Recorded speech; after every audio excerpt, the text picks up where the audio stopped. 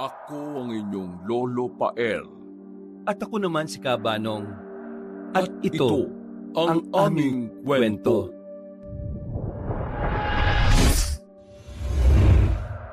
Handa na ba mga pangil nyo para lantakan ng mga biktima natin ngayon? Handang-handa na, mahal. Tamang-tama at gutom na ako. Ikaw, Kaloy, anak.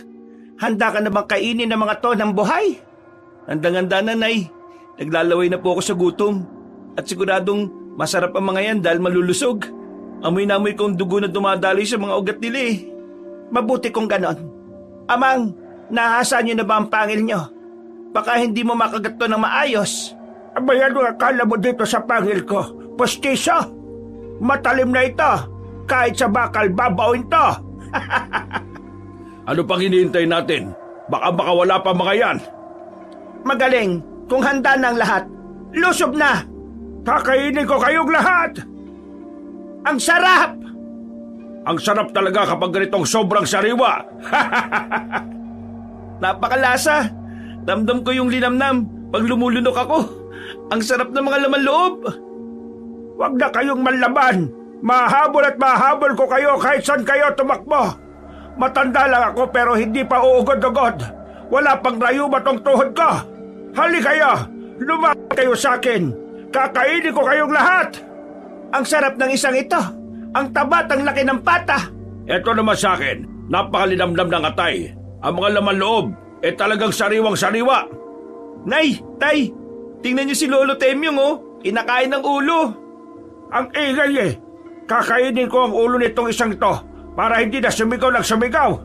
Ha ha ha! Ang sarap! Hala, nakawala yung katawan.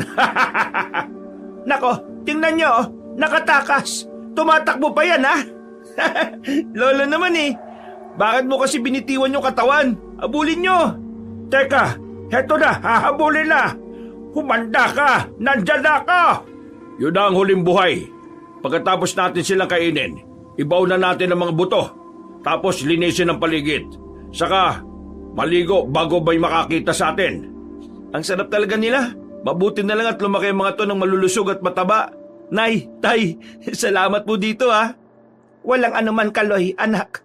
Alam mo namang taon-taon natin itong ginagawa para sa kaarawan mo. Maligayang kaarawan, anak. Mahal ka namin.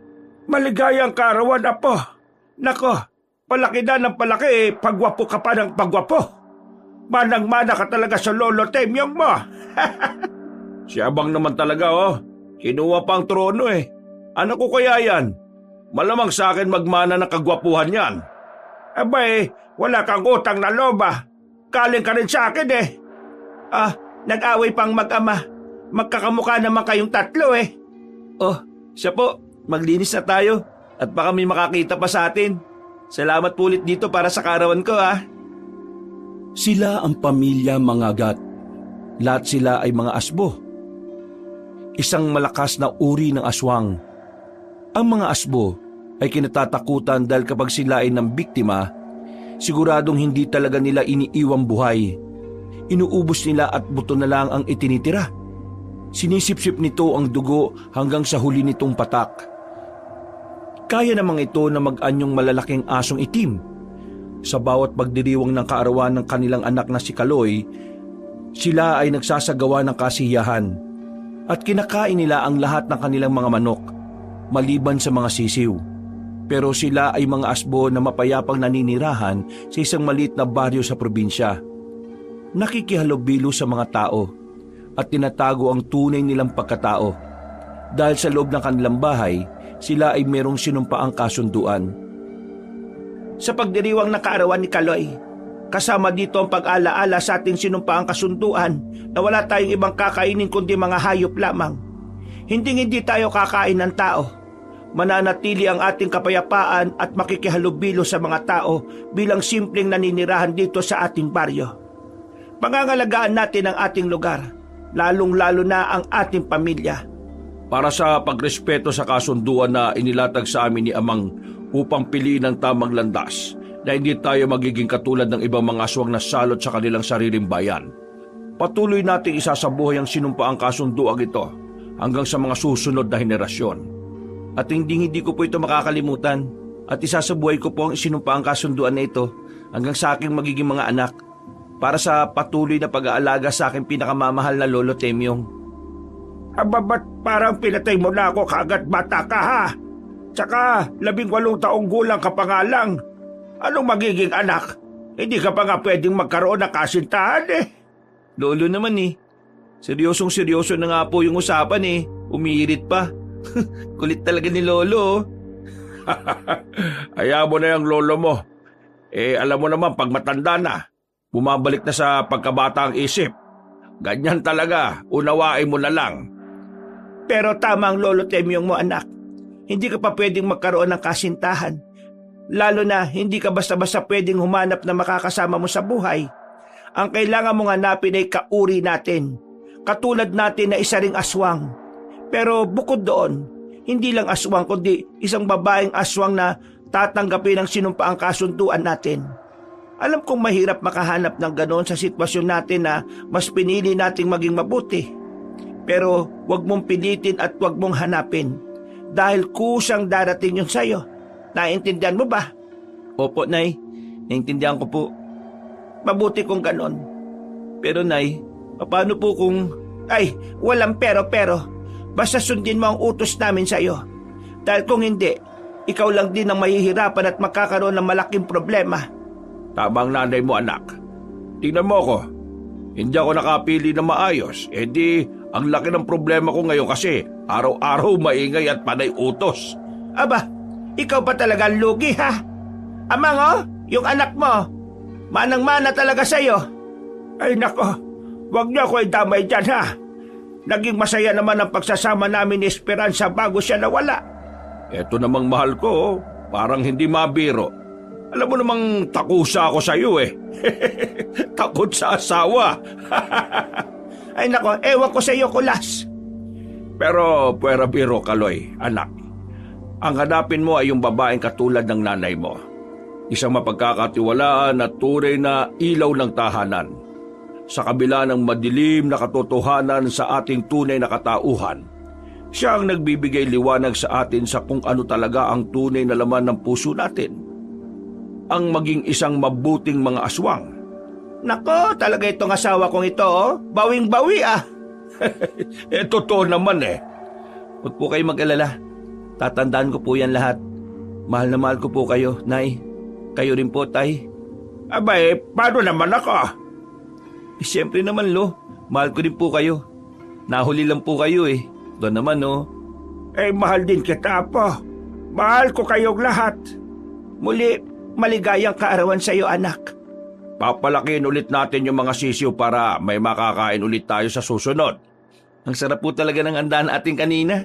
Nakakatawa po yung inabol pa ni Lolo yung tumakbong manok na walang ulo. Oo nga eh. Ano nga ulit yung tawag sa pagkaluto mo sa mga manok, Linda? Amang naman eh. Nakalimutan agad. Anong luto eh? Hilaw natin kinain yung mga manok sa bakuran kanina. Ay, ganun ba? Sayang. Gusto ko sana adobo. Sina Kulas at Kaloy ang nakatoka sa pagpapakain sa kanilang mga manok at naglilinis ng mga kulungan ng mga ito. Habang si Linda naman ang nagpasyang maglako ng mga itlog sa baryo. Gamit ang bisikletang may sidecar para kahit papaano ay makibalita at makihalubilo rin sa mga nangyayari sa kanilang lugar. Paraan niya ito upang hindi sila paghinala ang mga aswang na nagbabalat kayo lamang bilang simpleng mamamayan. Habang si Lolo Temyong naman ay nasa bahay lang at pinapanatiling malinis ito. Ngunit ang pundasyon ng kanilang pagsasama ay nagsisimulang sinubok ng isang misteryosong babalot sa kanilang baryo. Susubukin ang kanilang pagtitiwala at pagmamahalan. Isang araw, isang nakakahindik na balita ang bumalot sa kanilang baryo at nagbigay ng kilabot. Palubog na ang araw at papauwi na si Linda mula sa paglalako ng mga itlog nang marinig niya ang pinag-uusapan ng mga tambay. Nakita niya rin ang mga nagkukumpulang mga tao na may daladalang sibat na parabang may pinaplanong sugurin. Naisip niya agad ang kanyang mag-anak kaya naman dali-dali siyang umalis nang may kaba sa kanyang dibdib. At agad siyang umuwi upang kausapin ang kanyang pamilya. Kulas! Kulas! Nasaan ka? Kulas! Kaloy! Kaloy! Nasaan ba kayo? Linda, ano ba? Bakit? Parang hapong-hapo ka. May problema ba? Kanina ka ba dito? Ay, oo. Nandito lang naman ako sa bahay. Hindi naman ako umalis. Bakit? Si Kaloy. Nasaan si Kaloy? Bakit wala sa bahay si Kaloy? Abay siguro may pinuntahan lang. Katatapos lang nun siguro magpatuka ng mga manok. Bakit hindi mo alam? Nandito ka lang naman. Hindi ba nagpaalam sa'yo? Nagpapaalam naman yun lagi kapag umaalis, hindi ba? Bakit hindi mo alam? Paano magpapaalam kay Kulas ako lang ang tao dito sa bahay? Amang naman, anong ikaw lang? Nandito ako kanina. Malamang lagi ka nandiyan sa loob ng kwarto mo at hindi mo ako nakita. Anong hindi nakita? Paikot-ikot ka ako kanina sa bakuran. Si Kaloy baka andyan lang. Kani-kanina lang nakita ko Hindi naman matagal na umalis yon. Di tulad ng asawa mo. Kanina pa talaga wala sa bahay. Teka. Bakit mo nga ba tinatanong? Tsaka bakit parang kinakabahan ka? Ano ba talaga nangyayari? Kailangan nating mahanap si Kaloy. Ngayon din. Tumingin kayo sa likod niya. Ayan papasok pa lang ng pintuan. Sabi ko sa inyo di naman nagtagal sa labas yan Hay, ikaw bata ka. Palubog na ang araw, bakit ka pa lumalabas Pasensya na po, Nay. May pinuntahan lang po ako. Saan ka nang galing, ha? Sagot! Ano po, Nay? Ano po? Teka lang naman, Linda. Bakit mo naman sinisigawan ng anak mo? Lumabas lang ng bahay ang bata. Hindi naman tayo mga aswang na nambibiktima para hindi abutan ng gabi sa labas at hindi makihalubilo sa mga tao. Oo nga naman, mahal. Ano bang nangyayari sa'yo, ha? Isarado niyang bintana. Ngayon na! Teka, ito na. Ayan, sarado na, Linda. Ano ba yon? Makinig kayo mabuti. May kumakalat na balita sa ating baryo na meron siyang babaeng natagpo ang wala ng buhay sa talahiban. Ay, Sus Mariosep, grabe naman yon. Sino ang gagawa ng krimen na yon? Ano bang nangyari, ha? Kinahasa ba? O baka naman napagtripan lang? Hindi simpleng krimen lang ito, Kulas. Dahil natagpuan nilang babae na lasog-lasog ang katawan, gula-gulanit at parang pinagpupupunit na papel ang balat. Wakwak ang dibdib at nawawala ang puso, atay at mga laman loob nito. Pati ang dugo ay parang sinipsip din hanggang sa maubos. Sa tingin mo ba simpleng krimen lang ito? Teka, anong ibig sabihin mo, Linda? Alam nyo kung anong nilalang ang may kayang gumawa nito, Amang. Alam na alam nyo yan. Teka, ibig sabihin mo ba isang asbo ang may gawa niyan? Kulas, mga asbo tayo. Alam kong alam mo ang paraan ng pagpatay ng isang asbo. Yon ang likas sa ating mga dugo sa panahon na mabuksan ang kadiliman sa kalooban natin. Anong ibig mong sabihin? May ibang asbo na narito sa baryo? Sa tingin mo ba meron ba? Teka lang. Kaya mo ba pinapahanap ang mag-ama dahil sa pinag-iisipan mong isa sa kanila ang gumawa noon, Linda? Yung ba ang gusto mong iparating? Amang, alam niyo naman na tayo lang ang asbo na nandito sa baryo na matagal na panahon. Ibig lang sabihin pinaghihinalaan mo nga kami ni Kaloy na kami ang gumawa nun. Kaloy, ikaw ba gumawa nun? Po? Tay, hindi po. Hindi ko po magagawa yun. Hindi naman pala ginawa ng anak mo Ikaw, hindi ba ikaw ang may gawa nun? Hindi. Bakit ko naman babali ng sinumpaan nating kasunduan? Para saan?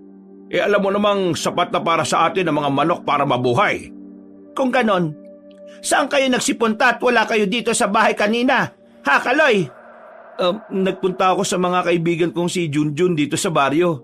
O ikaw, Kulas, saan ka pumunta? Barkada din? Oo. Doon sa mga kumpare ko na si Mando. Nagkaya kasi ng inuman dahil kaarawan niya. Kahit naman na hindi ako umiinom, pumunta ako para makisama. Yun naman pala, Linda. May mga pinuntahan lang naman pala ang mag-ama mo. Sinisiguro ko lang naman, Amang. Tsaka, hindi pa ba sapat na sabihin nilang hindi sila ang gumawa? Hindi ba ganoon kapanatag ang loob mo para magtiwala sa asawa at sa anak mo? Amang, ikaw ang gumawa ng sinumpaang kasunduan. Alam mo ang kahihinatnan ng pamilya natin kapag isa sa atin ang lumabag dito.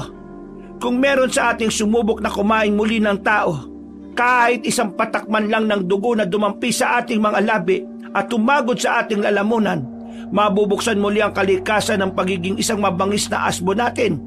At hindi natin ito mapipigilan. Doon magsisimula na muli tayong mauhaw at maging hayok na kumain ng mga tao. At kapag nangyari yon, hindi malayong matugis ng mga tao ang kung sino man ang gumawa nun. At kung sino man sa atin ang mapag-alaman na isang asbo, damay ang buong pamilya natin. Hindi niyo ba naintindihan ang bigat ng magiging epekto nito sa buong pamilya? Wala kang karapatan na pagsalitaan ako ng ganyan, Linda. At sukatin ang kaalaman ko sa sinumpaang kasunduan na ako mismo ang gumawa. Lalong-lalo na sa aking anak at apo.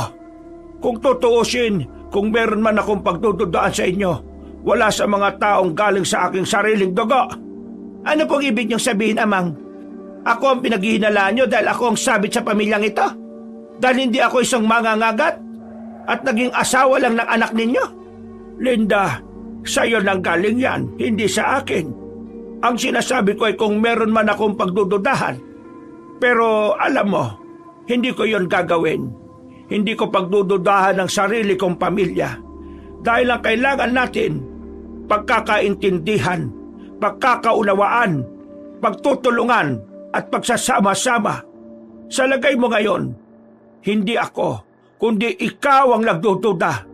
Ikaw ang mismong sumisira hindi lang ng imahe ng pamilya mo, kundi pati ng imahe mo. Tumingin ka sa salamin, Linda. Tumingin ka! Nang sabihin niyo ni Temyong natahimik ang lahat at unti-unting nagsipag-alisan sa kanilang kinatatayuan at pansamantalang dumistansya sa isa't isa. Inisip ang kanilang naging usapan. Ang gabing yon ay nabalot ng katahimikan dahil ang mga ito'y hindi nakikibuan. Habang si Linda ay lubos pa ring nahihiwagaan sa kanyang nabalitaan. Dahil kahit nawala sa kanila ang umamin kung sino ang may gawa ng karumal-dumal na pagpatay, hindi maaalis ang katotohanang meron ngang asbo na nagsimulang pumaslang sa kanilang baryo na tinitirhan. Natulog silang hindi na pinag-usapan ng nangyari. Kinabukasan, pagkagising ni Linda, pumunta muna ito sa kanilang palikuran upang maligo para maghanda sa kanyang pag-alis at paglako ng kanyang mga panindang itlog. At habang siya ay naliligo, pinag-isipan niyang mabuti ang mga nangyari kagabi. May babaeng namatay at ang pagkamatay nito ay karumal-dumal. Ang ganong klaseng pagpatay ay bakas ng isang asbo. Siguradong asbo ang pumatay doon. Pero paano? Sino? Itinatanggi ng anak ko, kahit ng asawa ko. Imposible din namang si Amang. Kaya bakit ko nga ba pagdududahan ng aking pamilya? Ano nga bang pumasok sa isip ko para pagsalitaan sila ng ganun kagabi? Ay naku naman, Linda. Matapos maligo ni Linda, naganda na siya upang maglako ng mga itlog gamit ang kanyang bisikletang may sidecar. Ngunit bago siya umalis, kinausap niya ang kanyang pamilya. Kulas, Amang, Kaloy. Oh, bakit, Linda? Tungkol nga pala sa usapan natin kagabi. Ano yon, mahal? Pasensya na. Sorry kung gano'n ang naging paraan ko ng pakikipag-usap sa inyo. Pasensya na talaga. Naku, Nay, wala po yun. Naintindihan ka naman namin, Nay eh. Tsaka, iniisip ko rin po na pagod ka rin sa paglalako ng mga paninda mong itlog. Kaya, okay lang po yun, Nay. Pasensya na, anak. Pasensya na rin, mahal. Okay lang yon, mahal. Ang mahalaga, wala sa atin ang may gawa ng krimen na nabalitaan mo kahapon. Amang, patawad po at pinagdudahan ko kayo ng anak at apo mo. Gayong kayo ang pinagmula ng kasunduan at isa lamang akong sabit sa pamilya natin bilang asawa ni Kulas. Naintindihan ko po ang lahat ng sinabi niyo kagabi. Pinapatawad na kita, Linda. Sa totoo lang, masakit sa akin na pagdudahan mo ang mag-ama mo dahil ako ang nagpalaki dyan sa asawa mo. Kilala ko ang asawa mo bago mo palang siya naging asawa. Kaya natutuwa ko't nakita mo ang pagkakamali mo. Pero sa isang banda, napatunayan mo rin kung gaano kakatapat sa sinumpaan nating kasunduan. Nakita ko na hindi mo lang talaga ito tinanggap dahil sa asawa ka ng aking anak, kundi tinanggap mo ito dahil parte ka na ng pamilya. At tandaan mo, Linda, hindi ka lang sabit sa pamilyang ito. Tinuturing rin kitang anak ko Maliwanag? Opo, Amang. Salamat po. O siya, sige na mahal. Umalis ka na at baka hindi mo abutan ang mga suki mo sa daan. Mag-iingat ka ha. Balitaan mo ulit kami kung anong mga nasagap mong balita. Ingat po, Nay. Sana bumalik ka ng may pasalubong na atay ng baboy ha. Para maiba naman ang nasabing ko mamaya. Medyo naumay na ako sa manok eh. Masayang umalis si Linda upang maglako. Napanatag na ang kanyang isipan dahil nakasisigurado siya na wala sa kanila ang may gawa ng krimen na kanyang nabalitaan. Maghapon siyang naglako at naubos ito bago gumabi. Habang siya ay naglalakad pa uwi, nagulat siya nang may sumigaw sa di kalayuan at muling nagkumpulan ng mga tao. At nang kanyang usisain ng kaguluhan, muling nabalot ang kanyang isipan ng kahiwagaan. May umatake na naman. Kumain na naman ng taong asbo na ito. Kailangan ko malaman kung sino ang gumagawa nito. Dahil siguradong madadamay kami kapag naging sanhi ito ng pagtitipon ng mga taga-baryo para tugisin ang aswang. Hindi malayong matuklasan din nila ang tungkol sa sikreto ng pamilya namin. Kailangan kong alamin ang lahat. Mahuhuli din kita kung sino ka man. Habang nag-iisip si Linda, bigla niyang narinig ang matandang babae na kinakausap ang mga tao. Lumapit siya at nakita niya itong kasama ng kapitan ng kanilang baryo, na siyang nagpatawag sa mga kalalakihan upang pulungin at makinig sa sasabihin ng matandang babae. Nalaman niyang isa itong albularya. Makinig kaya! Ako si Herman na galing sa kalapit na baryo na nasa kabilang kabundukan. Ako ay isang albularya na biyasa sa panggagamot ng mga mahihiwagang sakit dulot ng mga laman lupa at tumutugis ng mga mapanganib na nilalang katulad ng mga aswang. Pinatawag ako ng inyong kapitan upang hingi ng aking tulong dahil sa kumakalat na lagim dito sa inyong baryo na merong gumagalang aswang at bumapatay kamakailan lamang. Kaya para sa ating unang hakbang, kayo ay gumawa ng mga sandata, sibat, sulo, punyal, at iba pang mga matatalim na bagay. Kailangan ninyong itabi ito sa inyong pagtulog. Pangalawa, kailangan nating alamin ang estado ng bawat pamilya dito sa inyong baryo. Usisain ang mga bahay upang malaman kung may kahina-hindala sa mga ito. Paumanhin? Akit, anong may paglilingkod ko sa inyo? Uusisain ang lahat ng bahay dito sa aming baryo? Tama ang narinig mo. Pero hindi ba nasa batas na walang karapatan na usisain ang bahay ng kung sino dahil ito'y pribadong pagmamayari ng bawat pamilya? Liban na lang kung merong kasulatan na galing sa otoridad. Paano kung hindi sila pumayag na pasukin ang kanilang bahay? Ano ang pangalan mo, babae? Linda po. Linda, ang sunod-sunod na krimen dito sa inyong baryo ay hindi simpleng krimen lang. Walang taong gagawa ng ganyan. At sa ilang taon na pagtutugis ko sa mga aswang, alam ko kung anong uri ng aswang ang may ganyang pamamaraan ng pagpaslang.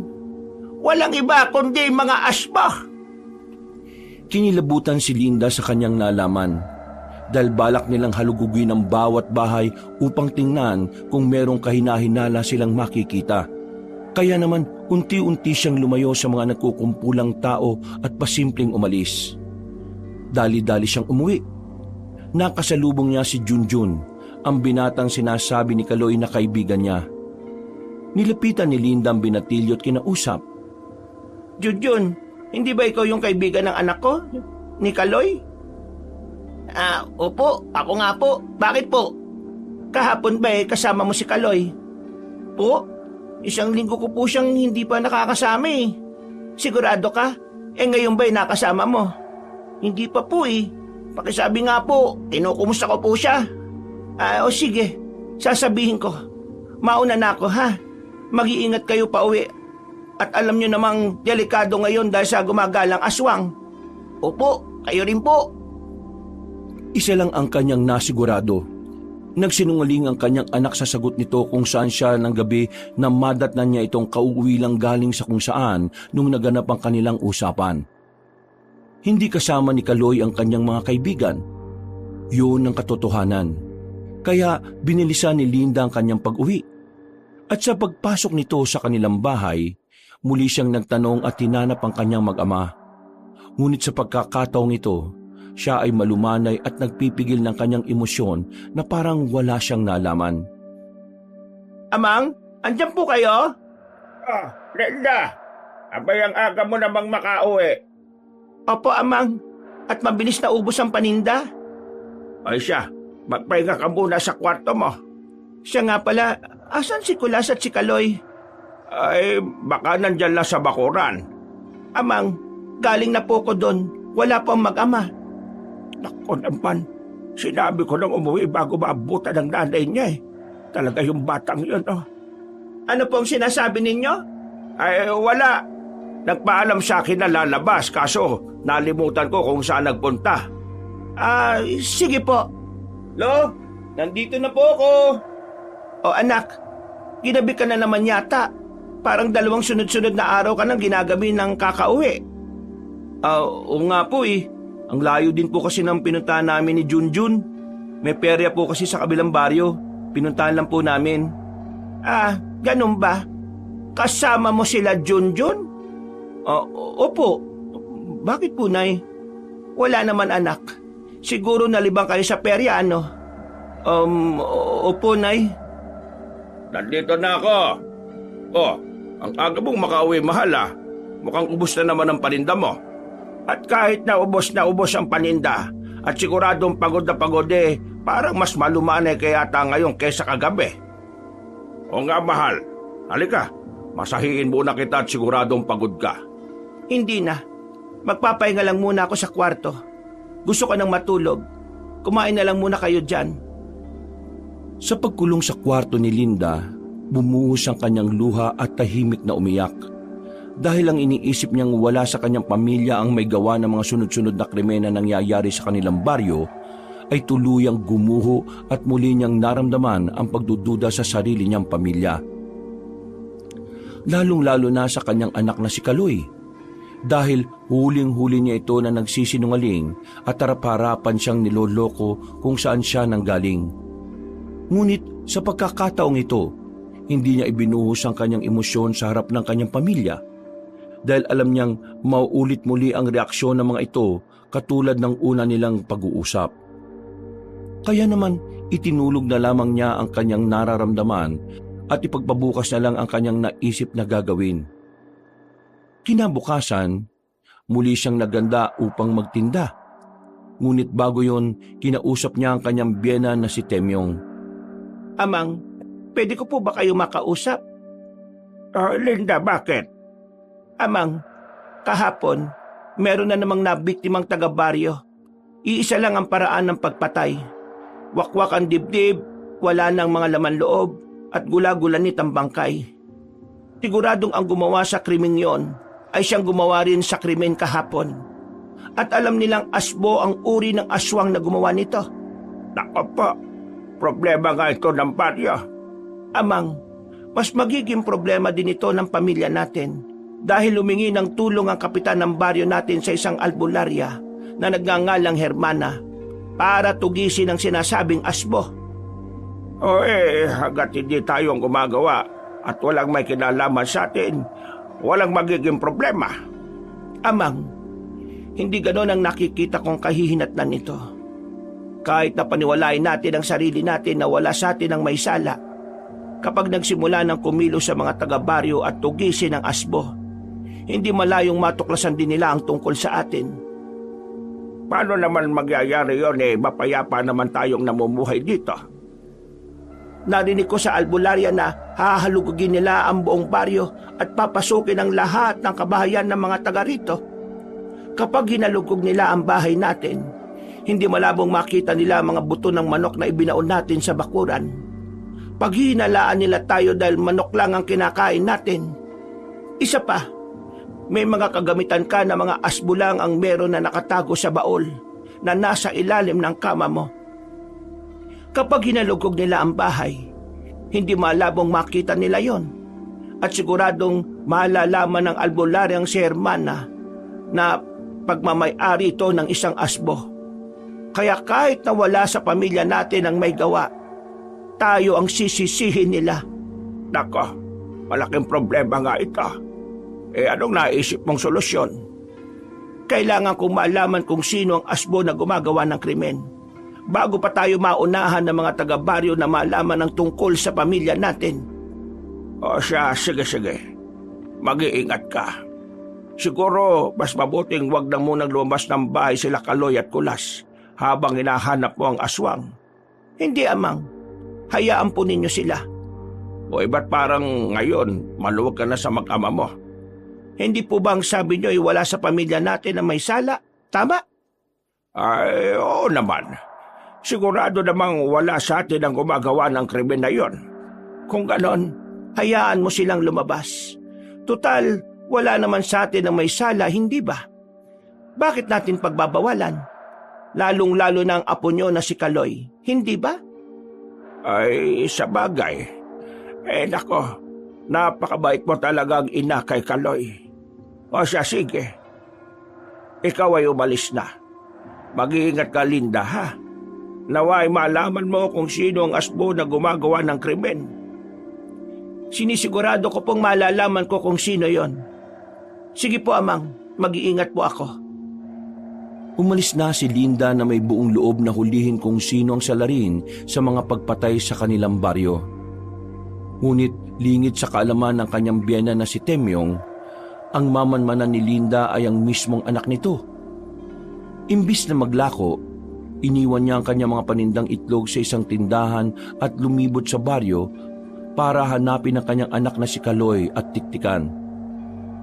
Palubog na ang araw nang sa wakas ay nakita na niya ang kanyang anak na naglalakad sa isang liblib na kakahuyan na parang palinga-linga. Tinitingnan ng paligid at parabang may hinahanap. Huli kang bata ka. Tama nga ang kaibigan niyang si Junjun. Hindi ka na nga nila kasama. Ngayon, malalaman natin kung ano ba talaga ang ginagawa mo. At bakit ka nagsisinungaling sa akin. At kung ano man ang nililihim mo sa akin, hindi ako papayag na may pagpatuloy mo ito. Dahil alam kong ikakapahamak to ng pamilya natin. Lalong-lalo na ng sarili mo. Makalipas ang ilang minuto na palihim na pagmamatsyag ni Linda, huminto si Kaloy sa isang malaking puno at parang nagtago. Maya-maya pa'y napansin ni Linda sa di kalayuan ang isang dalaga na naglalakad at papunta sa direksyon kung saan naroon si Kaloy. Bumilis ang pagtibok ng puso ni Linda dahil nararamdaman niyang ito na ang pangatlong bibiktimahin ng kanyang anak. Kaya bigla siyang lumabas kung saan siya nagtatago at hinablot si Kaloy. Tumakbo ng mabilis habang kinakaladkad ang kanyang anak ng puno ng galit. Nang sila ay makalayo na sa direksyon kung saan papunta ang dalaga, binitiwan ni Linda ang kanyang anak at kinausap. Anong pumasok sa isip mo at bakit mo ginagawa ito? Nay, bakit nandito ka? Sagutin mo ang tanong ko, Kaloy. Teka, sinusundan niyo ba ako? Kaloy, ako ang nagtatanong sa'yo. Bakit mo ginagawa ito? Teka, Nay, ano po bang sinasabi niyo? Kahapon, nakasalubong ko yung kaibigan mong si Junjun. 1 linggo ka na niyang hindi nakakasama. Kaya, ano yung mga sinasabi mo sa aking dahilan kung bakit ka umaalis ng bahay at gabi na nakakauwi? Lahat yun ay kasinungalingan. Kailan ka ba natuto magsinungaling, Kaloy? Nay, patawad po. Kaloy, nagbinata ka lang, pero hindi dapat mawala sa iyo ang mga aral at bilin namin na tinuro sa iyo sa taon na pinalaki at inalagaan ka namin. Pasensya na po, Nay, at nagsinungaling ako sa inyo. Ngayon, sabi mo sa akin kung bakit ka nagsisinungaling. Bakit ka nandito? Kasi po, Nay, patawad po. Yung ba? Yung babae ba na naglalakad? Nay, kasi, Diyos ko naman, Kaloy. Pangatlo mo nang bibiktimahin to. Bakit? Bakit nakadalawa ka na? Ngayon yung babae naman ang papatayin mo? Nay, hindi kita maintindihan. Bakit mo binali ang sinumpaang kasunduan ng pamilyang anak? Teka, Nay, mali ang iniisip nyo. Bakit mo pa hindi aminin? Ikaw ang asbo na pumapatay ngayon sa baryo natin. Nay, hindi po ako. Maniwala po kayo sa akin. Maniwala? Kaloy, nagsinungaling ka sa akin 2 beses. Ngayon nahuli na kita. Magsisinungaling ka pa rin sa akin? Kitang-kita na kita, Kaloy. Inaabangan mo yung babae. Bibiktimahin mo. Nay, mali pong iniisip nyo. Ako? Mali? Sarili mong ina? Kaloy, kung sino sa pamilya natin ang posibleng makabali ng sinumpaang kasunduan, walang iba kundi ikaw yon. Dahil kami ng ama mo at ng lolo mo, wala ka pa sa mundo. Ilang taon na namin pinanghawakan ng kasunduan na hindi na kailanman kakain ng tao. Tapos ngayong nagbinata ka, nagkaroon ka na ng ganitong misteryo, anak. Umamin ka na. Dahil mahirap kapag hindi mo ito inamin sa amin. Kakainin ka ng kadiliman. Magiging hayo ka sa dugo ng tao at mahihirapan ka na naming kontrolin. Nay, ganun ba ang tingin mo sa akin? Isang halimaw? Anak, hindi siya ganon, hindi. Yun ang tinutubok ng mga salita mo, Nay eh.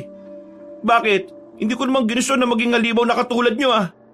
Nung pinanganak nyo ako, hindi ko pinili na magkaroon ng magulang na katulad nyo. Mga aswang! Hindi ko ginusto na maging halimaw. Pero wala naman ako magagawa eh. Bastos kang bata ka! Wala kang utang na loob! Bakit, Nay? Buong buhay ko, sumunod ako sa inyo. Kahit na alam kong dahil sa lumaki akong anak nyo, hindi ako naging katulad ng mga normal na tao. Gusto ko maging normal, Nay. Gusto ko maging simpleng tao, hindi katulad nyo. O ano katulad namin? Mga aswang? Mga halimaw, ganun ba? Ngayon tinatanong mo ko ng mga ganyang katanungan. Eh hindi ba pinaghihinalaan mo nga ako na ako ang pumatay? Kaloy, umamin ka na kasi. Nanay mo ko. Tutulungan kita na kontrolin ang sarili mo. Bakit po ko aamin sa salang hindi naman ako may gawa? At paano mo ako matutulungan kung ikaw mismo ang nagdududa sa akin? Kahit na ilang ulit mo akong tanungin, hindi ako pumapatay. Pero kahit na anong ulit kong sabihin na hindi ka maniniwala.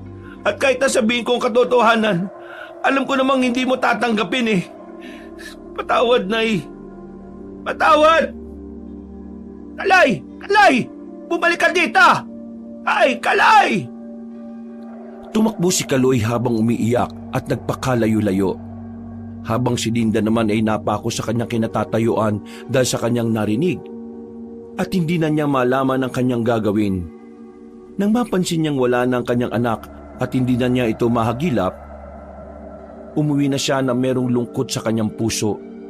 Dahil buo ang paniniwala niya ng anak niyang si Kaloy ang gumagawa ng krimen dahil sa aktong nahuli niya itong inaabangan ang dalaga na kanyang bibiktimahin. Pagka-uwi ng bahay, tulala itong umupo at napansin ito ng kanyang biyena na si Temyong. Linda, ayos ka lang. Bakit parang wala ka sa sarili? Wala po, Amang. Wala po ito. Teka, nalaman mo na ba kung sino ang asbo na pumapatay? Meron ka bang nahagilap na impormasyon? Meron po, Amang. At nalaman ko na po kung sino. Kung ganon, sino? Sino ang ibang asbo na narito sa baryo natin at gumagambala sa mga tao? Kung sasabihin ko sa inyo, hindi nyo rin naman paniniwalaan. Wala naman kayong paniniwalaan sa mga sasabihin ko. Bakit? Sino ba ang ibang asbo na nasa baryo natin?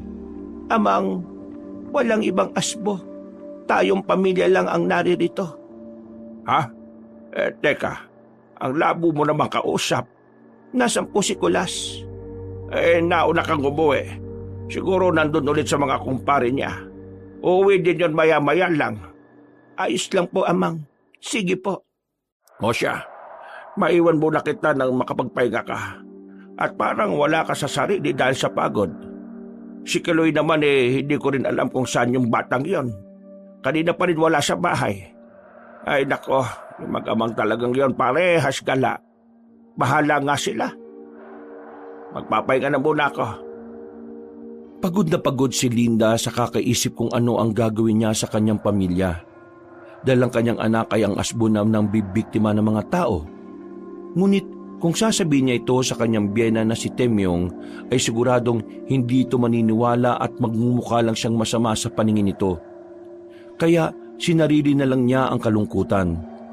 Itinulog na lamang ni Linda ang kanyang nararamdaman at hindi na inantay pa ang kanyang mag-ama na makauwi ng bahay. Kinabukasan, nagulat siya nang marinig na si Kulas na hinahanap ang kanyang anak. Kaloy! Kaloy! Nasaan ka? Kaloy! Kaloy! Nasaan ka, Kaloy? Kulas, mahal. Bakit? Anong nangyari? Nakita mo ba si Kaloy? Hindi ba umuwi kagabi? Hindi. Akala ko ginabi lang sa labas kaya hindi ko na inantay at natulog na ako. Inaasahan kong pagising natin nandito na. Pero wala eh. Wala ang anak natin. Hindi kaya nakitulog kina Junjun? Ha? Ano? Kay Junjun? Doon sa kaibigan niya? Bakit naman makikitulog sa kaibigan niya? Kulas, kasi, nako, imposibleng makitulog yon. Sabi ng apo ko sa akin may pupuntahan lang. Hindi naman sa akin nagpaalam na makikitulog. At hindi naman niya gawain yon. Ano kaya nangyari sa batang yon? Ay nako, lumalaki na talaga ang anak natin. Nagkakaroon na ng sariling desisyon sa buhay. Kailangang mas pag-igihan natin ang paggabay sa kanya at baka mapariwara ang bata. Yan ang sinasabi ko sa iyo, Kulas. Nagbubulag-bulagan pa kasi kayo nang una ko kayong kinausap. Ano ang ibig mo sabihin? Hindi niyo ba nakukuha? Wala ba kayong napapansin? Linda, hayag ka na naman eh. Amang, si Kaloy ang pumapatay sa baryo natin. Ang anak ko ang pumapatay. Umiral na naman ang pagtututa mo sa apo ko. Amang, kahit ngayon lang naman, bigyan niyo naman ako ng kahit kaunting tiwala. Kung hindi niyo tatanggapin ang mga sinasabi ko, hindi lang si Kaloy ang malalagay sa panganib kundi tayong lahat. Akala ko ba tapos na ang lahat ng pagdududa mo? Akala ko ba okay ka na? Kulas, nawawala ng anak natin. Alam mo ba kung bakit? Nagsinungaling ang anak natin sa akin na pumupunta siya sa kaibigan niya si Junjun. Nung isang araw nakita ko si Junjun. At nalaman kong isang linggo na niyang hindi nakikita ang anak natin. Pero alam kong dinig na dinig niyo nang tanungin ko ang anak niyo kung saan siya nanggaling. Yun ang ginagawa niyang rason kung bakit siya umaalis. Pero wala yung katotohanan. Kung ganon, nagsisinungaling ang anak natin? Ano bang nasa isip ng apo ko at bakit niya nagawa yon? Kahapon, hinanap ko siya kung saan-saan para mamanmanan at nakita ko siya sa masukal na kakahuyan. Amang, Kulas, nahuli ko siya sa aktong mambibiktima ng isang dalaga. Nagtatago siya sa isang puno habang inaabangan ng isang babae na papunta sa direksyon niya. Hindi maaari. Ang apo ko. Nung tinanong ko na siya kung bakit siya nandun, hindi niya masabi. Pilit na tinatanggi ni Kaloy na siya ang gumagawa ng pagpatay pero hindi niya sa akin masabi kung bakit siya naroon at tinangkang biktimahin ang isang inosyenteng dalaga. Kung gano'n namang, bantayan mo muna ang bahay. Linda, mahal, kailangan natin hanapin si Kaloy bago pa tayo maunahan ng mga kababaryo. Amang, sige po, aalis na po muna kami. Teka, bago kayo umalis, tandaan niyo, anak niyo si Kaloy. Alam kong hindi niya magagawa yon. Kailangan niyo lang malaman ang katotohanan. Hindi magagawa ni Kaloy ang mga bagay na yon. Hindi! Dali-daling umalis ang mag-asawa para hanapin ang kanilang anak. Hinanap nila ito sa buong baryo at sa mga liblib na lugar kung saan pwedeng magtago ang isang asbo. Ngunit hindi nila ito nakita. Kaya naman sinubukan na nilang puntahan ng kaibigan ng kanilang anak na si Junjun at tinanong kung nasaan ito. Nagbabaka sakali na ito nga ay nakitulog. Tao po!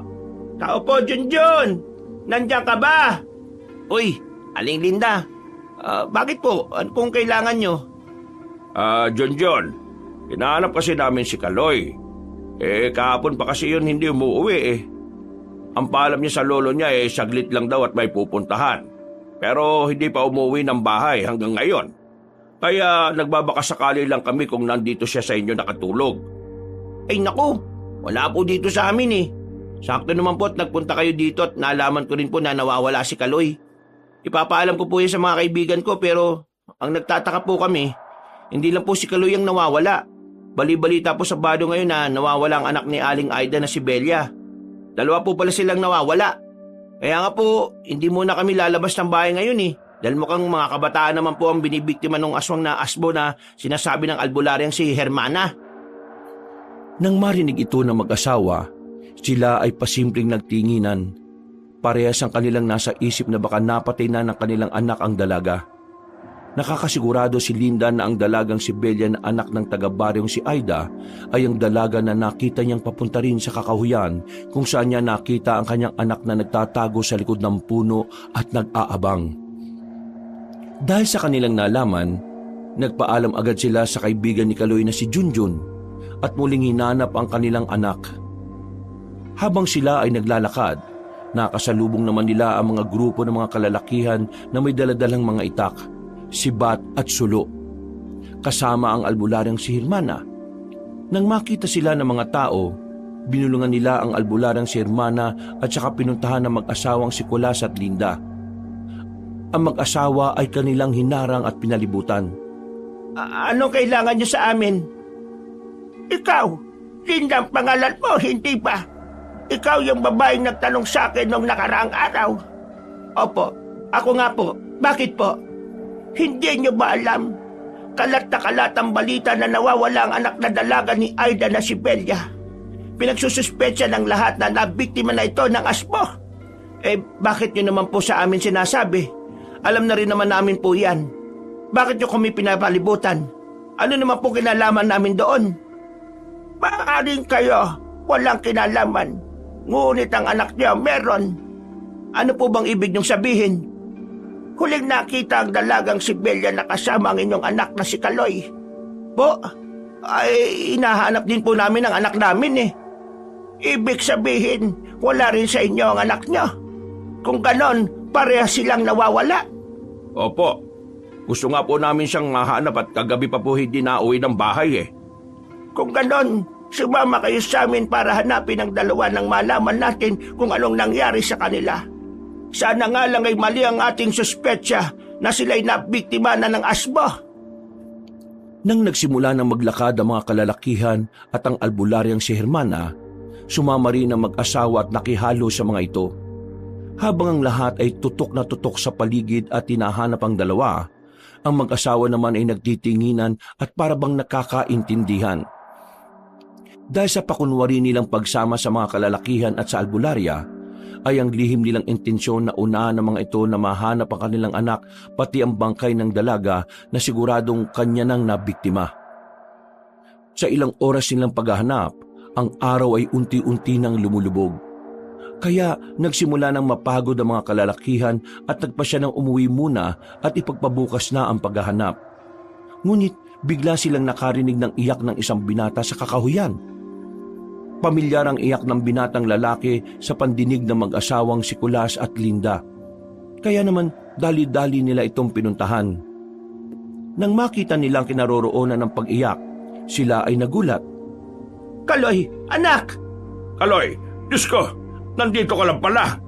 Puntahan ang binata! Madali! Teka lang, tanungin muna natin ang anak ko. Hindi ito maaari! Anak, Kaloy! Nay! Anak naman, bakit hindi ka umuwi ng bahay? Bakit nandito ka sa kakahuyan? Nasaan si Belia? Ang dalagang huli mong kasama? Nasaan siya? Hindi ko po siya mahanap. Bakit hindi?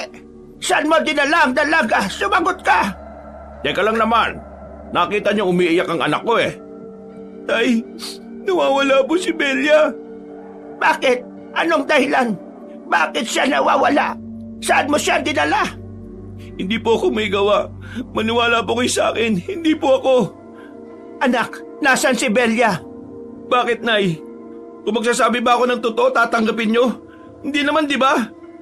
Lahat kayo mga lalaki, ibaba niyo ang mga itak at sibat ninyo. Kaloy, huwag ka matakot. Hindi ka namin pinagbibintangan. Gusto lang naming malaman kung nasaan ang dalagang si Belia. At may mga nakapagsabing ikaw ang pinakauling kasama nito na nakita nila. Kaya ka namin tinatanong. Dahil alam namin na ikaw ang makakapagturo kung nasaan ang dalaga. Tulungan niyo po ako. Tulungan niyo po ako mahanap si Belia. Oo, tutulungan ka namin. Huwag kang mag-alala, iho.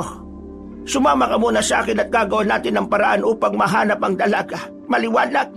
Teka, saan mo dadalhin ang anak namin? Oo nga. Bakit mo siya isasama? Anak namin siya. Iuuwi namin siya. Siya ang susi para makita ang dalagang nawawala. Isa pa, humingi siya ng tulong sa akin. Alam ko ang gagawin kung papaano siya tutulungan. Hindi. Hanapin niyo ang dalaga dahil nawawala pa siya. Nahanap na namin ang anak namin kaya iuuwi na namin siya. Kaloy, tara na. Umuwi na tayo. Dali. Hindi ako sasama sa inyo. Hindi ako sasama sa inyo. Kaloy, anak. Ano ba nangyayari sa'yo? Halika na. Ayoko. Sasama ako sa albularya. Hindi niyo naman ako matutulungan eh. Hindi din kayo maniniwala sa akin. Lalo na si nanay. Mas matutulungan pa ako ng albularya. Siguro naman sapat na ang sinabi ng binata. Respetuhin niyo ang desisyon niya. Hindi siya sasama sa inyo. Nasa ilalim siya ng pangangalaga namin. Dahil anak namin siya. Kaya kami ang dapat niyang sundin. Ngayon anak mo na ako, Nay. Ha? Pero nung nagpapaliwanag ako sa'yo, ang turing mo sa akin, kriminal. Anak naman, sumama ka na sa amin ng tatay mo. Hindi! Di ako sasama sa inyo. Aling Hermana, tayo na po. Kailangan ko po talaga ng tulong ninyo. Umalis ang albularya at ang mga taong kasama ni Kaloy at naiwan ang kanyang mga magulang. Baka sa mukha ng dalawa ang kalungkutan dahil sa isang iglap ay nagbago ang kanilang anak. Hindi sumama si Kaloy sa kanyang mga magulang kaya umuwi ang mag-asawa na malungkot. Kasalanan ko ang lahat ng ito. Kung hindi lang ganun ang paraan ng pakikipag-usap ko sa anak natin para paaminin siya sa ginawa niya, hindi sana siya magtatanim ng sama ng loob. Linda, nangyari na ang nangyari. Ang kailangan lang natin gawin makaisip ng paraan para makuha si Kaloy sa albularya at makaalis na dito. Dahil siguradong malalaman na nila ang tungkol sa atin. Nahanap niyo ba ang apo ko? Amang, opo. Pero may malaki po tayong problema O ano yon? Kinuha ng albularya si Kaloy. Kailangan natin siyang kunin. Ako kukuha sa anak natin, mahal. Hindi, ako na. Siguradong hindi sasama sa iyong anak natin. Ulas, mahal. Kailangan kong bumawi sa anak natin. Huwag ka mag-alala. Magiging mahinahon ako na kunin siya. Sige. Sasamahan ko lang si Amang dito at magsisimula na kami mag-impake ng gamit. Baka anumang oras sugurin na tayo ng mga tao dito kapag nalaman nilang asbo ang anak natin. Hindi mangyayari yon. Itatakas ko ang anak natin. Nagmamadali nang umalis si Linda at iniwan ang mag-ama. Hinanap niya kung nasaan ang bahay ng albularya pero walang tao roon. Kaya binalikan niya ang masukal na kakahuyan kung saan nila natagpuan si Kaloy. Maya-maya pa ay meron siyang narinig na nag-uusap at palihim siyang sumilip. Nakita niya ang albularya at ang kanyang anak na nasa gitna ng mga nakasinding kandila sa harap ng isang malaking puno. Pinakinggan niya ang dalawa kung anong pinag-uusapan nila. Dito mo ba siya huling nakita? Opo, dyan nga po. Dito po kami lagi nakikita ni Belia. Ano bang nangyari nung nawala siya? Inaantay ko po si Belia sa punong to. Nang makita ko na po siya sa malayo na papunta rito, nagtago po ako dahil balak ko nga po siyang sorpresahin. Pero hindi ko na po nagawa yun dahil bigla na lamang pong sumulpot si nanay at hinila ako palayo. Minamanmanan niya pala ako kung saan ako nagpupunta. Tapos, kinausap niya ako na matagal. Anong pinag-usapan niyo ng nanay mo? Problema lang po sa pamilya. Pasensya na po, hindi ko pwedeng sabihin Sige, nauunawaan ko. Kung ganon, pagkatapos niyong mag-usap ng nanay mo, anong nangyari? Tumakbo po ako palayo sa nanay ko. Nang makita ko po na umalis na ang nanay ko, agad kong pinuntahan si Belia sa puno. Pero hindi ko na po siya nakita. Pinuntahan ko po siya sa bahay nila pero ang sabi ng mga magulang niya, hindi pa daw po nakakauwi. Kaya hinanap ko po ng hinanap sa buong baryo at sa kakahuyan. Hanggang sa di ko na po namalayan na inabot na po ako ng gabi. Natatakot po kasi ako na baka mabiktima siya ng sinasabing asbo na pumapatay sa baryong to. Dahil sigurado pong hahanapin siya sa akin ng mga magulang niya. Dahil lagi po siya nagpapaalam sa kanila na makikita po kami. At kapag di ko po siya nahanap, baka ako ang sisihin ng kanyang mga magulang kung ano man ang mangyari sa kanya. Kaya hindi po ako tumigil sa paghanap hanggat hindi ko po na siya makita. Pero kahit anong gawin ko, hindi ko po talaga siya mahanap Nasisiguro kong hindi siya nabiktima ng asbo, Kaloy. Sinisiguro ko sa iyo yan. Pero nasaan po si Belia? Kung hindi siya makita sa pisikal na mundo, maaring itinago siya sa espiritual na mundo. Ganun lang kasimple. Po, espiritual na mundo? Pero paano po natin siya mahanap? Gagawa ko ng ritual para makita ang kaluluwa ng dalaga. Maaring nasa punong yan si Belia. Pero para magawa ko ito, kailangan nating mag-alay. Gagamitin ko itong dala kong buhay na manok, pero kailangan ko ng dugo ng taong nagmamahal sa kanya. Kaya kailangan natin puntahan ang mga magulang niya sa kanilang bahay. Hindi na po yata kailangan. Bakit? Paano mo nasabi? Ako po, dugo ko na lang po ang gamitin nyo. Naiintindihan ko na. Sige, pwede naman. Susugatan ko lang ng aking punyal ang iyong kamay. Masakit ito. Okay lang po, para po kay Belia. Gagawin ko po. Sige, eto na. Aray! Ang dugo mo. Po, bakit po? Ano po meron sa dugo ko? Ay, sige, wala. Ipatak mo yan dito sa manok na nakalapag sa harap ng puno. Nang pumatak ang dugo ni Kaloy sa ugat ng puno, nagsimula na magsalita ng ibang lingwahe ang albularyan si Hermana at nagsimula na mag-orasyon. Maya-maya ay bigla na lamang nagliwanag ang paligid na parabang may mga nagsisilitawan ng mga alitap-tap na kumukutitap. Namangha si Kaloy, pati si Linda na palihim na paring nagtatago ay minamatsagan sila. Habang sinasambit ng albularyang si Hermana ang orasyon, bigla nilang nakitang lumitaw mula sa puno ang isang tikbalang. Ang buhok nito ay ubod ng itim at may mapupulang mga mata. Lumabas ito mula sa kanyang pinagtataguang puno. Nang makita nila ang nilalang na ito, nagsalita ang albularya. Maligayang pagbati sa iyo, tikbalang.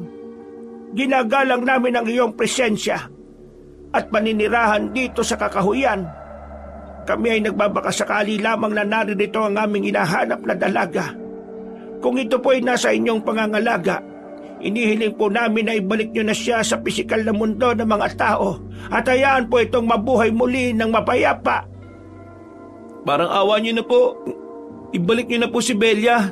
Nakikiusap po kami. Nang marinig ito ng tikbalang, bigla itong naglaho at nawala ang mga alitap-tap na kumukutitap sa paligid. Nilamon ng lupa ang inalay nilang manok na may patak ng dugo ni Kaloy. At mula sa ilalim ng puno ay unti-unting umangat ang lupa at ito ay bumuka. Lumabas ang maraming ugat na nagkukumpulan habang ito ay unti-unting nagsisipag-alisan sa kanilang pakumpul-kumpul hanggang sa lumitaw ang katawan ng dalagang kanilang hinahanap. Ayan na ang dalaga. Kailangan na natin siyang iuwi sa kanilang bahay para makainom ng tubig. Belia, Diyos ko, maraming salamat at nabawi ka na namin.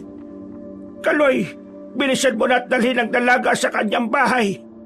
Aling Hermana, maraming salamat po talaga at naibalik niyo po si Belia. Akala ko po talaga na biktima siya ng asbo eh. Akala mo talaga na nabiktima siya ng asbo? Seryoso ka ba, Kaloy, sa sinasabi mo? Kakaiba kang bata. Po, ano po kung ibig niyo pong sabihin sa tanong niyo? Bakit po ganyan ang tanong niyo sa akin? Wala namang, Kaloy. Nahihiwagaan lang ako sa iyong bata ka. Pero katulad ng sinabi ko sa iyo kanina, hindi ba? Hindi na biktima ng asbo ang dalaga. At ngayon, ayan na siya. Tulog lamang dahil naglakbay ang kanyang kaluluwa sa espiritual na mundo.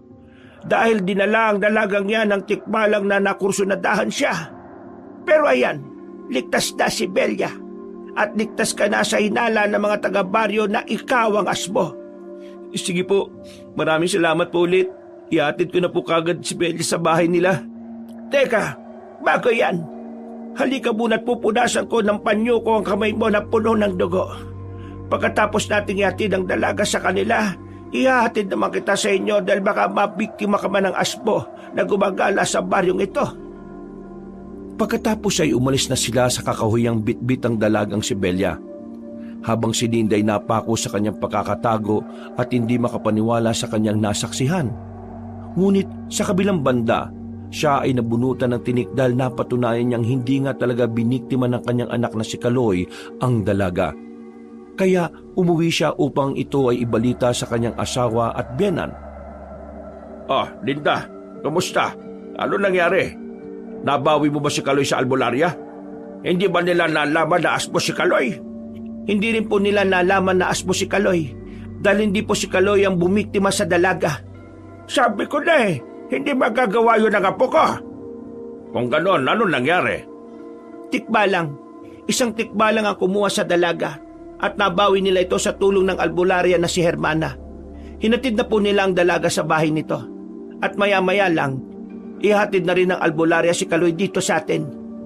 Nako, kailangan nating itago ang anumang kahinahinalang gamit natin na makakapagsuspecha sa kanila na tayo ay mga asbo.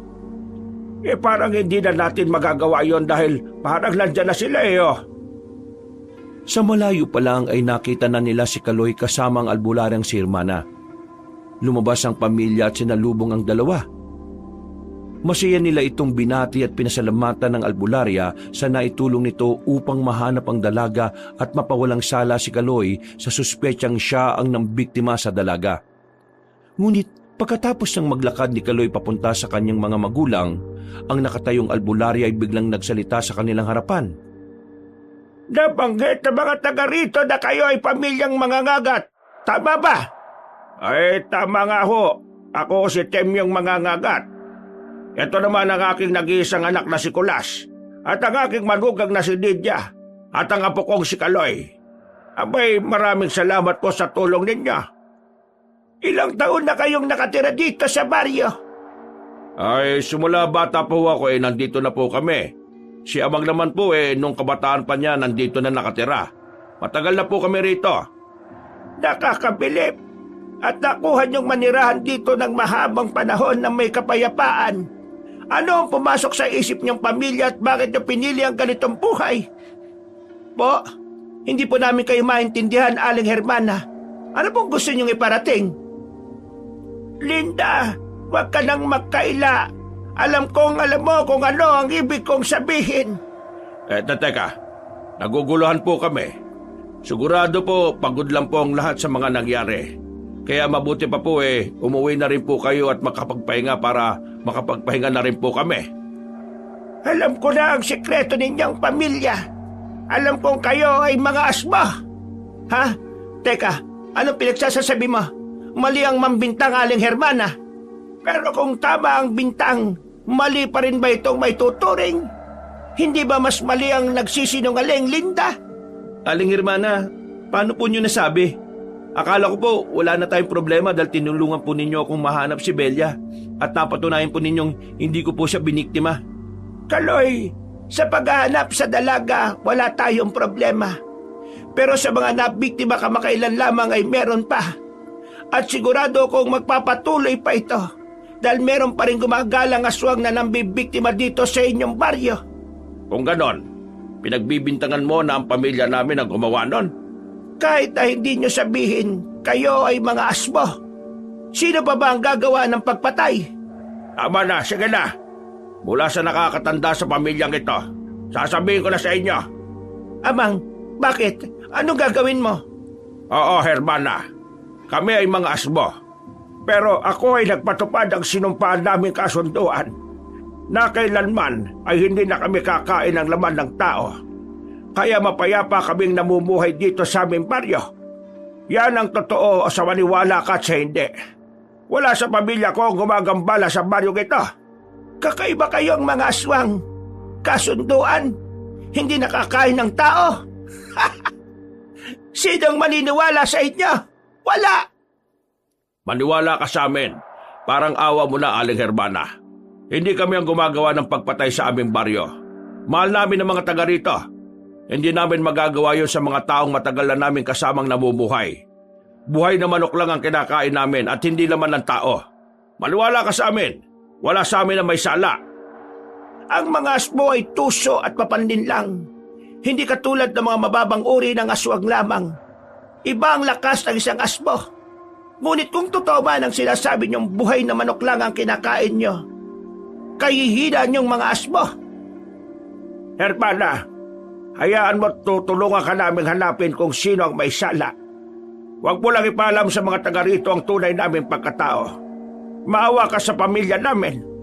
Maawa? para sa mga biniktima niyong mga tao? Hindi kayo naawa? Sinabi nang wala nga sa amin ang may sala eh. Ikaw, Linda, ano't natatahimik ka? Bakit? Dahil ba sa alam mo kung ano ang katotohanan? Na isa sa inyo ang lumabag sa sinasabi ng iyong biyana na sinumpa ang kasunduan, tama ba? Linda, ano ba? Magsalita ka. Ipagtanggol mo naman ang pamilya natin. Alam mo naman na hindi natin magagawa mga bagay na yon, hindi ba? Huwag mo nang lasulin ang isip ng asawa mo, Kulas.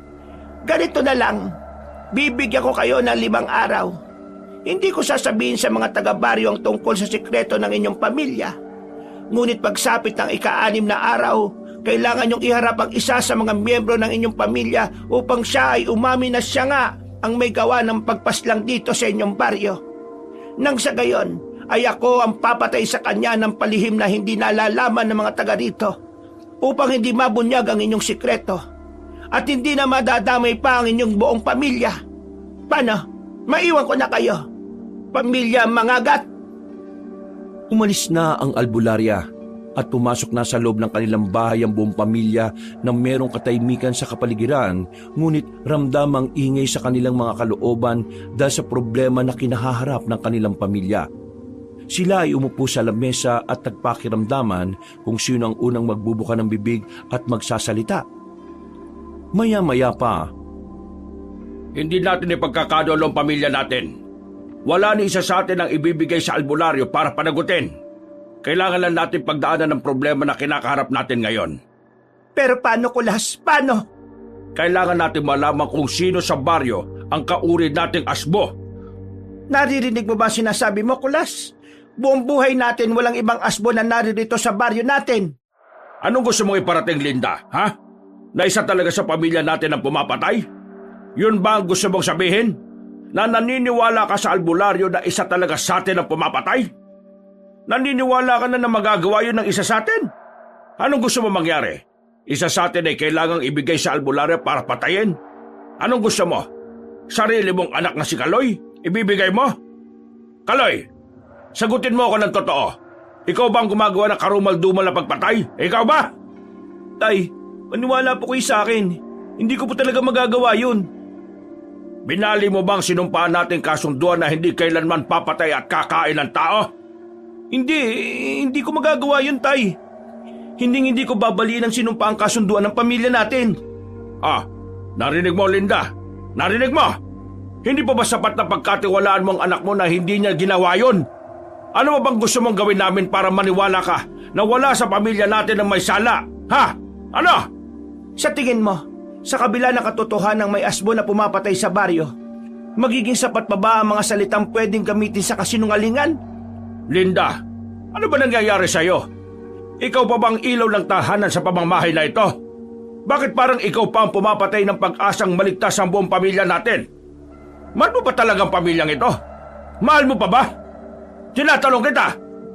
Wag na wag mong kukwestiyonin ang pagmamahal ko sa pamilyang ito, Kulas. Lahat ng ginagawa ko ay para protektahan ang pamilya natin, kahit pa sa sariling kadiliman natin. Ikaw, haligi ka ng tahanan pero hinayaan mo makawala ang anak mo para gawin ang pinagbabawal sa ating kasunduan. Nasaan ang pagiging haligi mo kung hindi mo kayang protektahan ang anak mo sa kadiliman ng pagiging isang asbo? Tumigil na kayo! Wala nang kwenta ang pinagsasasabi ninyo!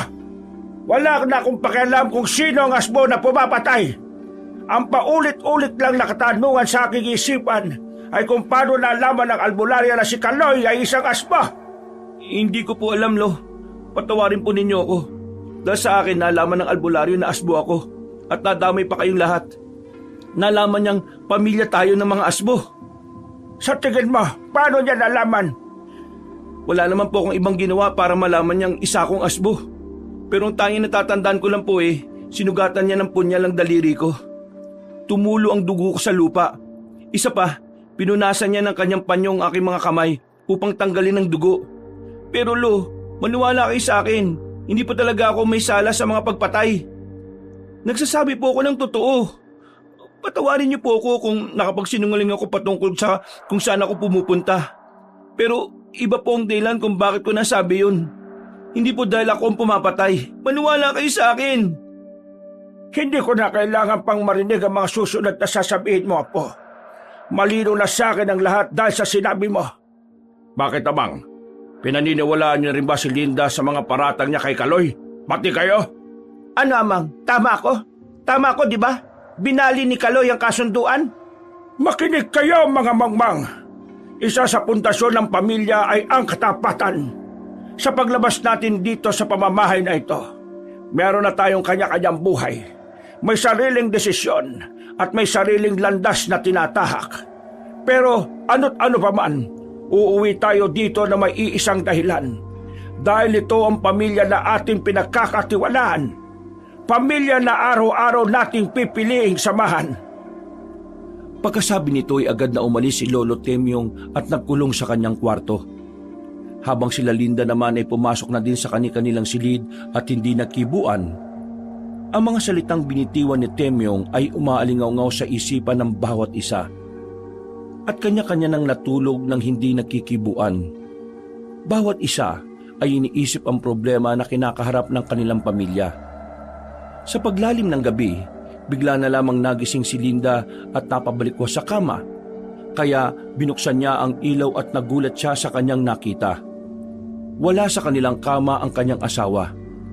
Sinilip niya ang kanyang anak na si Kaloy at nakita niyang mahimbing na natutulog sa kwarto ito. Kaya naman dali-dali siyang lumabas upang hanapin ang asawa. Habang siya ay naglalakad sa baryo, narinig niya ang sigawan ng mga tao. Diyos ko, may panibago na namang pag-atake.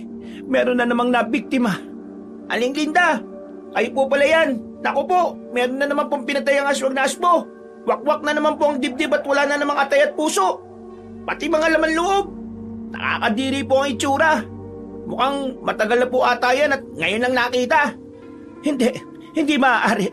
Sige na, umuwi ka na't delikado ngayon na gumala-gala. Sige na. Sige po, Aling Linda. Mauna na po ako sa inyo.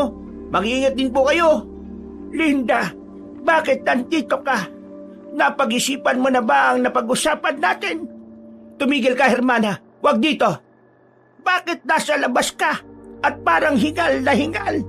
Tama na. Alam mo na ba kung sino sa inyo ang pumapatay?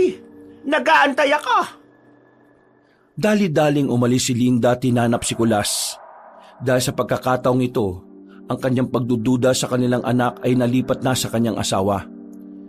Unti-unting nabuo sa kanyang isipan ng posibilidad na maaaring ang asawa niya ang talagang pumapatay. Sa mga araw na iniisip niyang si Kaloy ang bumali ng kasunduan, hindi niya naisip na maaaring ang asawa niya ang nasa likod ng lahat ng pagpatay. Kaya naman siya ay tumakbo upang ito ay hanapin. At sa wakas, kanya itong nakita. Sa harap ng bahay ng albularyang si Hermana na nooy kasama ng mga taong nagkukumpulan sa bagong biktima. Kulas! Kulas! Bakit ka lumabas? Anong ginagawa mo dito? Hindi ba sinabi ni Amang na walang lalabas ng bahay? Bakit hindi mo sinunod? Huwag mo sabihin. Ano, Linda? Ano? Anong gusto mong marinig? Na ako ang may gawa ng lahat ng pagpatay? Ha? Yun ba? Yun ba ang gusto mong marinig? Ibig sabihin, ikaw ang... Ano? Gusto mong marinig na ako ang pumatay sa mga biktima? Gusto mong malaman mula sa bibig ko na ako ang asbo na bumali sa sinumpaang kasunduan ng ating pamilya? Sabihin mo, sige. Oo, ako! Ako na! Ako na ang pumatay! Kulas, paano? Kaya ako na ang haharap sa albularya.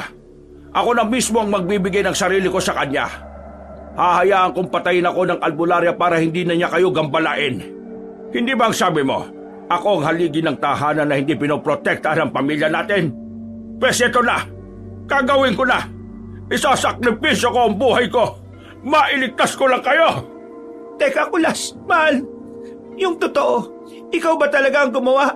Sabihin mong totoo.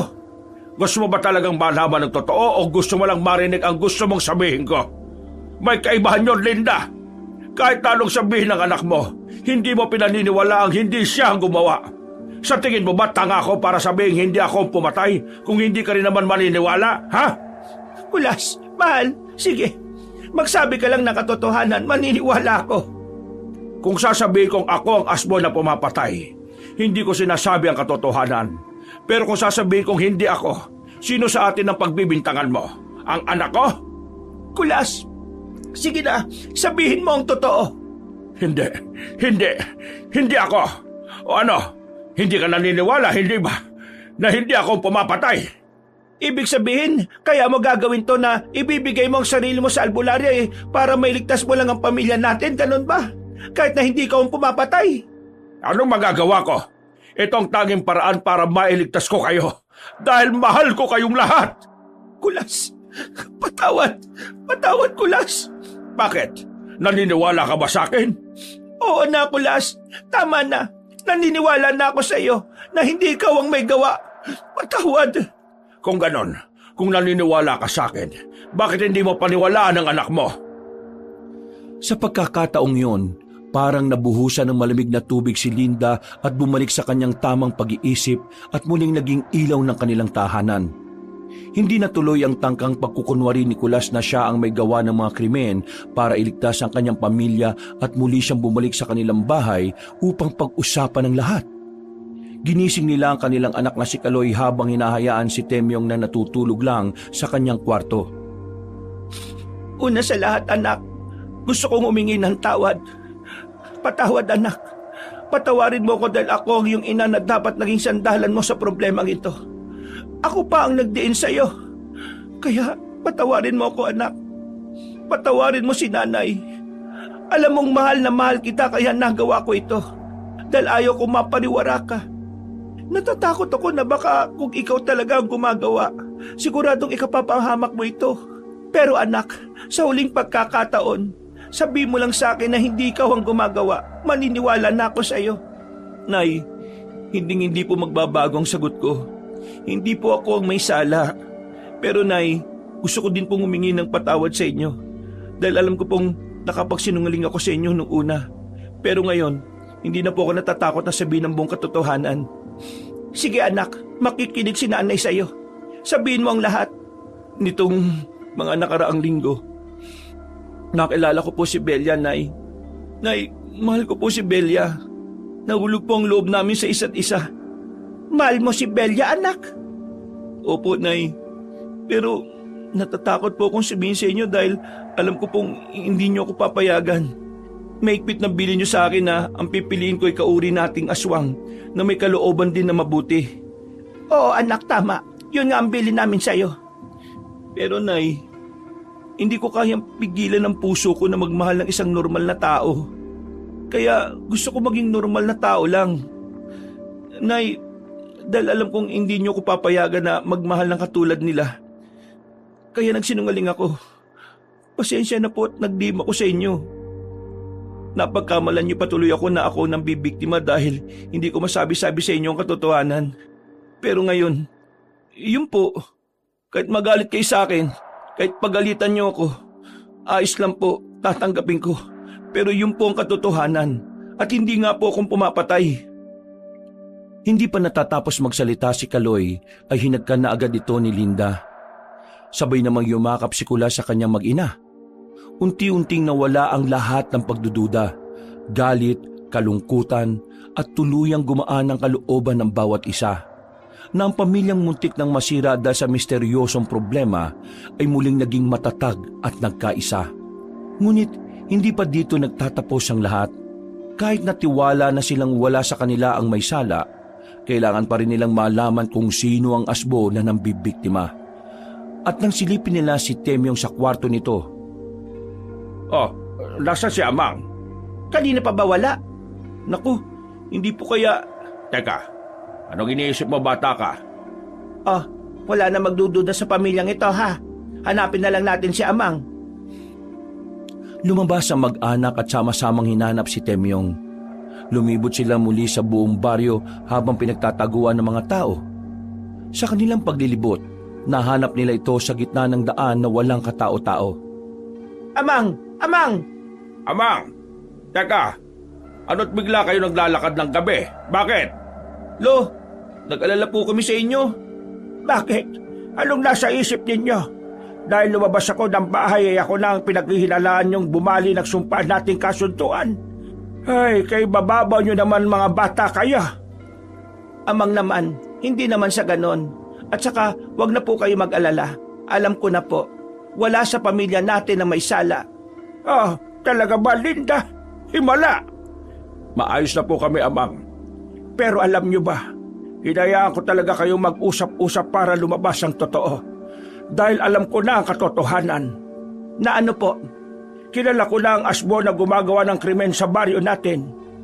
Kung ganon, sino po? Babae. Ito ay isang babaeng asbo. Po? Ibig sabihin? Teka, bakit ako?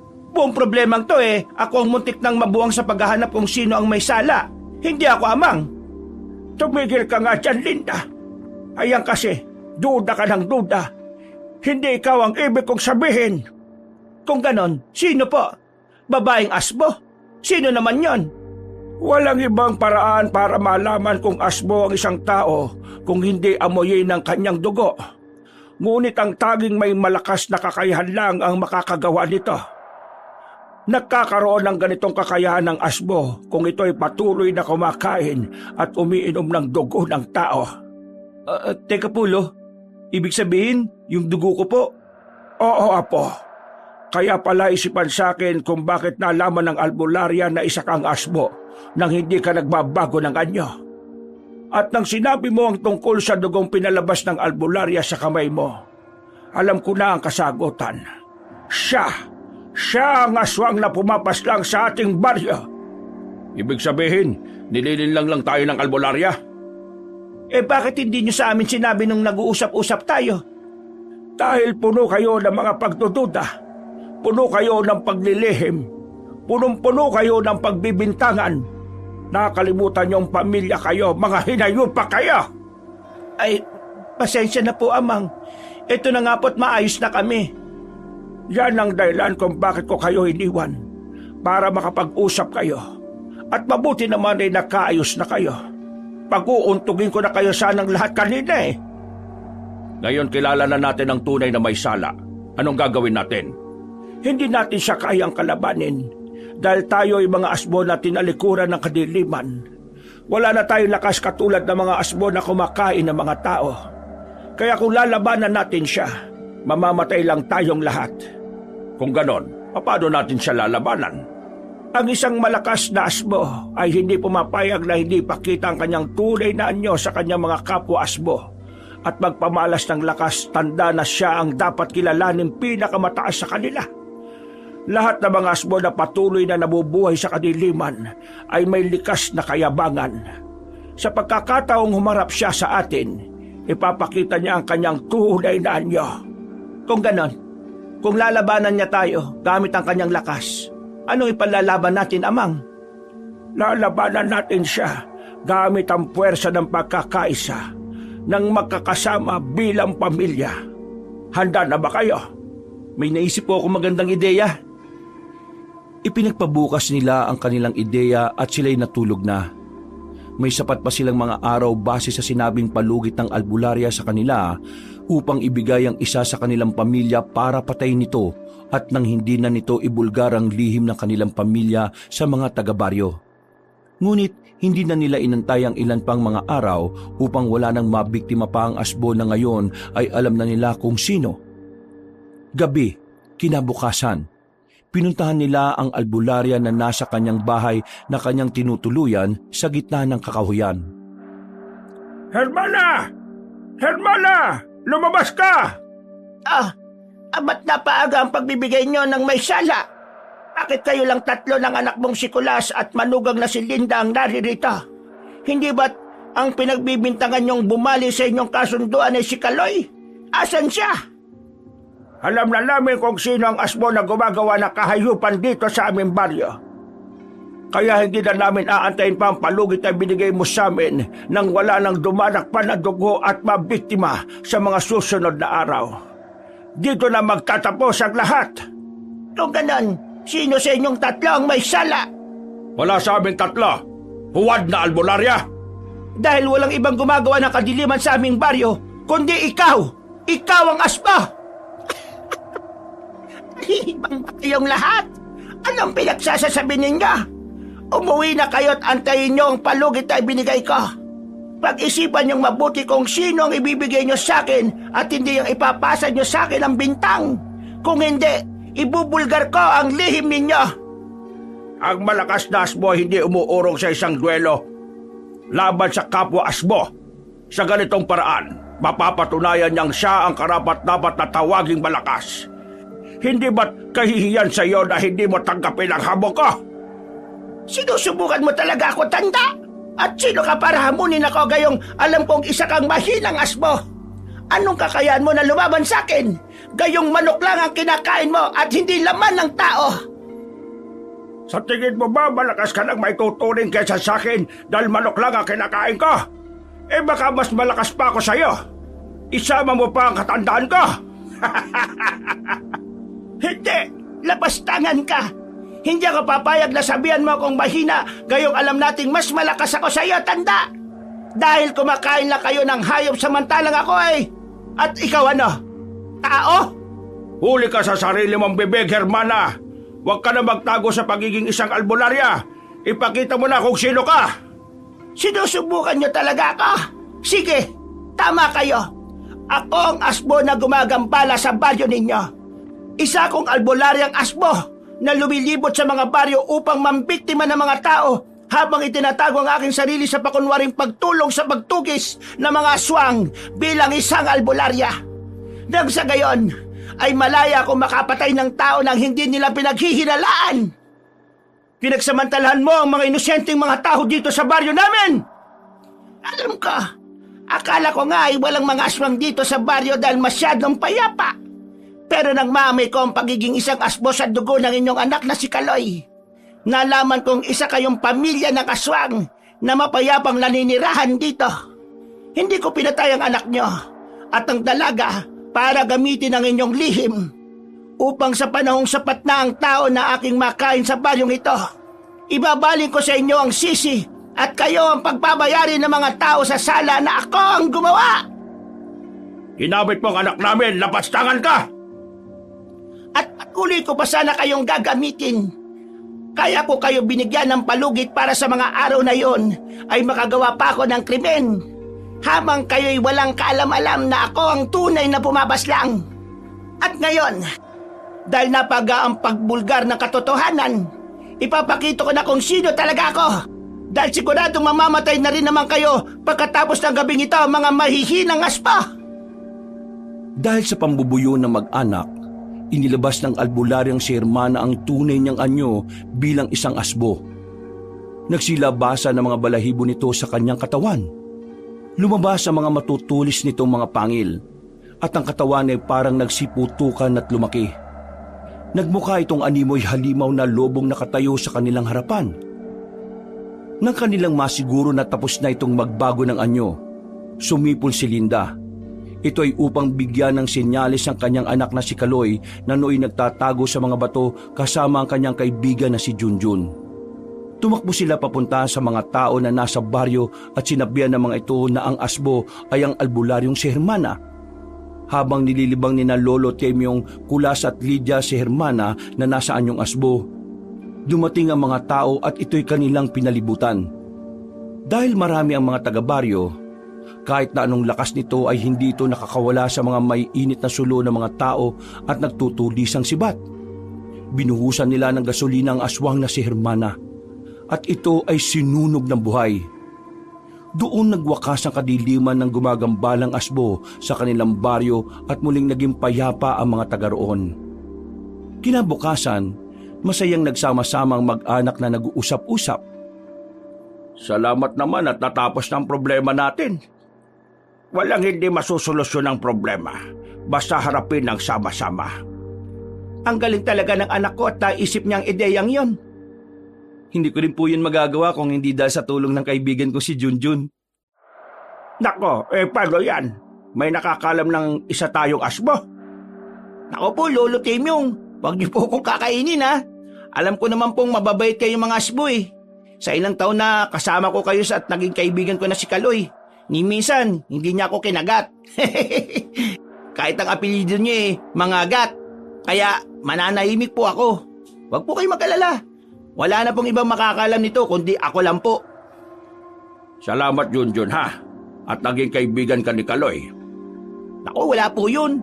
Wala po akong kapatid Kaya tinuring ko na rin pong kapatid si Kaloy. Ganun naman po, di ba? kapag tinuturing mong pamilya, kahit kailan, maaasahan, kahit kailan, mapagkakatiwalaan. Ah, narinig mo yun, Linda, ha? Ang pamilya, mapagkakatiwalaan. Opo, Amang. Ito naman, binabalikan pa ang drama eh. Sinasabi ko lang. Salamat po, Nay, Tay, Lo. Dahil tinanggap niyo pa rin si Junjun bilang kaibigan ko.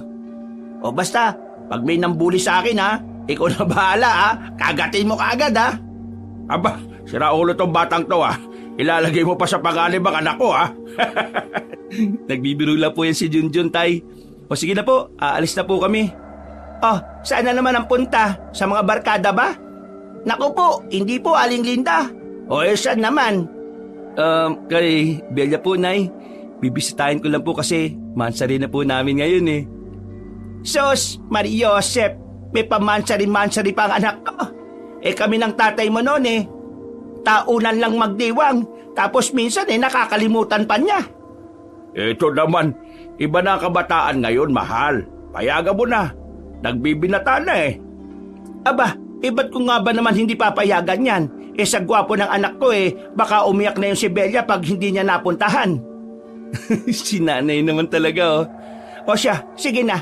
Mag-iingat kayo ni Junjun ha. Naku po, sila po ang mag-ingat sa amin. Siya, sige na. Basta po, simula ngayon, pag nagpaalam ka, yung totoo na, ha?